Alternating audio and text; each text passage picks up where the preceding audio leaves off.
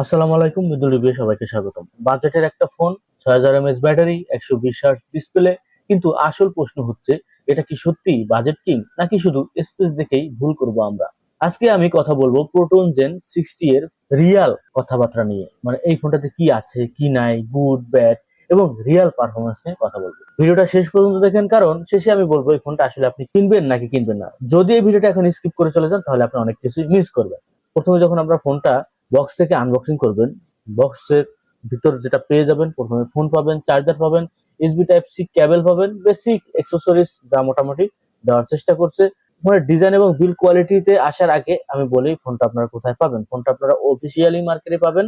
Base variant 6 GB RAM, 128 GB storage, 15,000 টাকার আশেপাশে এই ফোনটা পেয়ে যাবেন। তো চলেন এবার আমরা ফোনের ডিজাইন এবং বিল কোয়ালিটি যদি বলি, ডিজাইনটা খুব স্লিম, ক্লিন, ব্লু ফিনিশ আর হ্যান্ড ফিল। বাজেট হলেও ডিসেন্ট। ফোনটা লাইট ওয়াইট না হলেও বাট সলিড ফিল দেয়। ফোনটাতে যদি আপনি রেয়ারের দিকে খেয়াল করেন তাহলে বুঝতেই পারবেন যে একটু বড় ভাইদের থেকে একটু অনুপ্রাণিত হয়ে ডিজাইনটা বিল্ড আপ করা হয়েছে।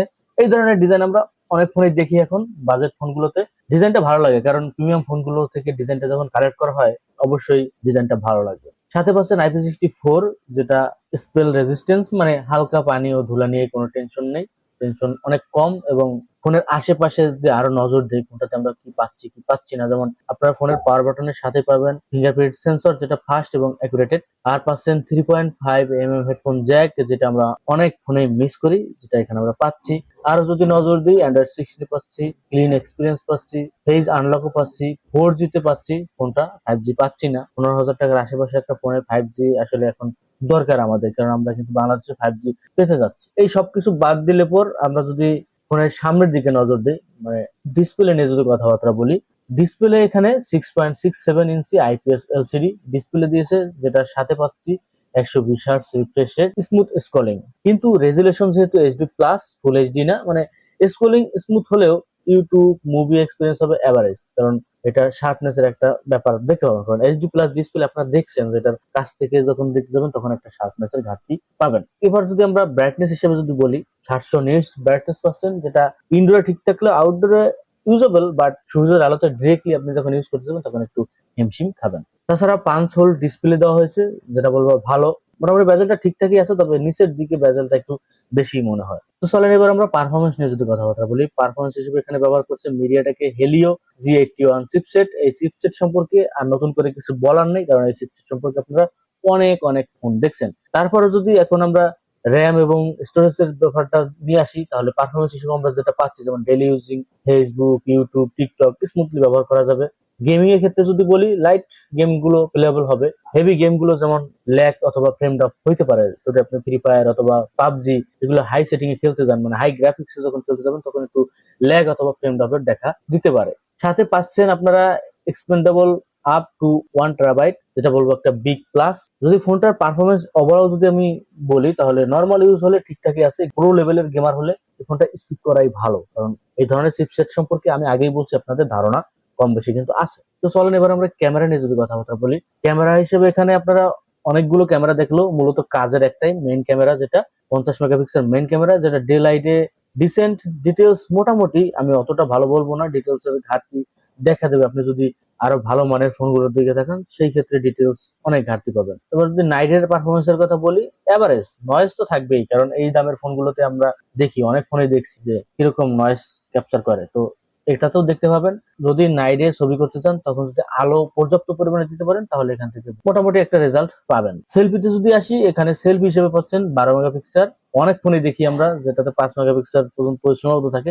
12 মেগাপিক্সেল দেওয়ার কারণে সোশ্যাল মিডিয়া রেডি টাইপের একটা ব্যাপার পাইলেও আপনি অতটা ভালো, মানে কন্টেন্ট ক্রিয়েটারদের জন্য অতটা ভালো আমি বলবো না। সামান্য রিলস অথবা ভিডিও কলের জন্য ঠিকঠাক আছে। আলো যদি ভালো দিতে পারেন, লাইটিং কোয়ালিটি যদি ভালো থাকে, তাহলে মোটামুটি একটা ব্যাপার পাবেন। নাইটে আমি বলবো ততটা ভালো না, নয়েজ ক্যাপচার করে। এখানেও একই কথা, যদি আপনার লাইটিং কোয়ালিটি ভালো থাকে তাহলে মোটামুটি ইউজ করতে পারবেন। ভিডিও রেকর্ডিং করতে পারবেন 1080p 30 fps এ। যা বলবো, এই ধরনের বাজেট গুলোতে আমাদের এগুলোই দেয়, এর সাথে বেশি দেয় না। এখানে আর কি বলবো, ক্যামেরা ওকে, বাট যারা ক্যামেরা লাভার আছেন, মানে প্রো লেভেলের ক্যামেরা লাভার যারা আছেন, তাদের ক্ষেত্রে এটা একটু স্কিপ করাই ভালো হবে। এবার আমরা ব্যাটারি নিয়ে যদি কথাবার্তা বলি, ফোনটাতে ব্যাটারি হিসেবে আমাদেরকে যথেষ্ট দেওয়ার চেষ্টা করছে।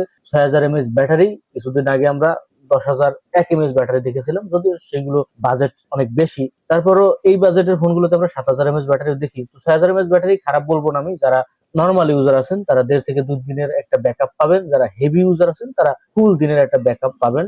মোটামুটি ভালো একটা ব্যাকআপ এখানে দেওয়ার চেষ্টা করছে। কিন্তু হতাশার বিষয় হচ্ছে চার্জিং সাপোর্ট এখানে পাচ্ছেন 20 ওয়াটের, যেটা বলবো এটার সাথে আসলে মানায় নাই। Battery king but charger slow, এখানে আর একটু ইমপ্রুভ করা উচিত ছিল এই ফোনটা। এবার আমরা ফোনটার ভালো দিক এবং হতাশ করছে যে সব বিষয়গুলো, ব্যাটারি হিসেবে যথেষ্ট দেওয়ার চেষ্টা করছে। 120 Hz স্মুথ ডিসপ্লে পাচ্ছেন, এক্সপেন্ডেবল স্টোরেজ পাচ্ছেন যেটা 1 TB, বাজেট অনুযায়ী ডিসেন্ট পারফরমেন্স এখানে আমি বলবো যথেষ্ট দেওয়ার চেষ্টা করছে। যে হতাশ করার বিষয়গুলো যেমন HD প্লাস ডিসপ্লে, এখানে একটু হতাশ, 5G দেয় নাই, স্লো চার্জিং, এভারেজ ক্যামেরা, এইসব জায়গায় একটু ঘাটতি মনে হয়। এখানে এইসব জায়গায় একটু ইমপ্রুভ করলে ভালো হতো। ফাইনালি যদি বলি যে আসলে এই ফোনটা কারা কিনবেন এবং কাদের অ্যাভয়েড করা উচিত, যারা চান একটা long battery, normal use, budget friendly একটা ফোন, তাদের ক্ষেত্রে আমি বলবো ঠিকঠাক আছে। কোন কোন বিষয়গুলো আপনি মাথায় রাখলে আসলে কেনা উচিত না, যেগুলো আপনি চান, যেমন পুরো লেভেলের গেমার হয় তাহলে এটা স্কিপ করা ভালো। ক্যামেরা যারা আরো প্রফেশনাল চান তাদেরও স্কিপ করা ভালো। প্রিমিয়াম ডিসপ্লে যারা চান, মানে ফুল এইচডি চান, তাদেরও এটা অ্যাভয়েড করা উচিত। ফোনটাতে যা দেখলাম সর্বোপরি এটা একটা এভারেজ একটা ফোন, মানে সবকিছু এভারেজ দেওয়ার চেষ্টা করছে। তো আপনি বলুন, আপনি কি এই ফোনটা কিনবেন? কমেন্ট অবশ্যই জানাবেন। আর এমন অনেস্ট রিভিউ পেতে চাইলে চ্যানেলটা সাবস্ক্রাইব করবেন, যারা ফেসবুকে দেখতেছেন ফলো করে পাশে থাকবেন। আজকে পর্যন্তই, আসসালামু আলাইকুম।